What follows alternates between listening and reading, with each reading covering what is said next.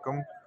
आज 8 दिसंबर 2022 बरोज़ जुमेरात पालपुर सब्ज़ी मंडी के रेट, जिसमें से तकरीबन 8,000 से 8500 बोरी थी।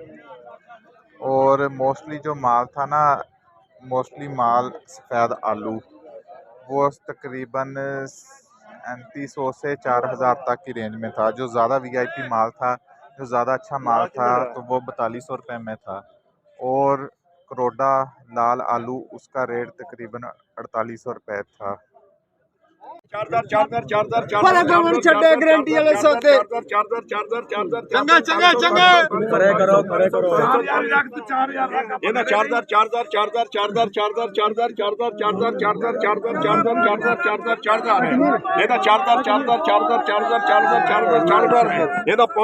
पौने 4,000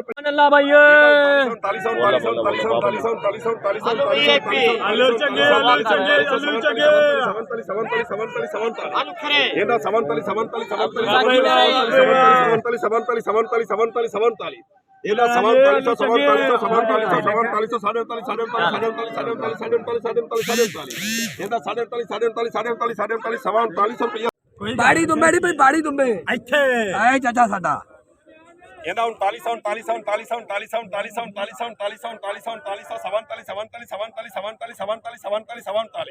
ਇਹਦਾ 151 ਬੋਰ ਜੀ ਇਹਦਾ ਦੇਖੀ ਉਧਰ ਮੇਰੇ ਯਾਰ ਨੇ 47 ਰੁਪਏ ਮਨਜ਼ੂਰ।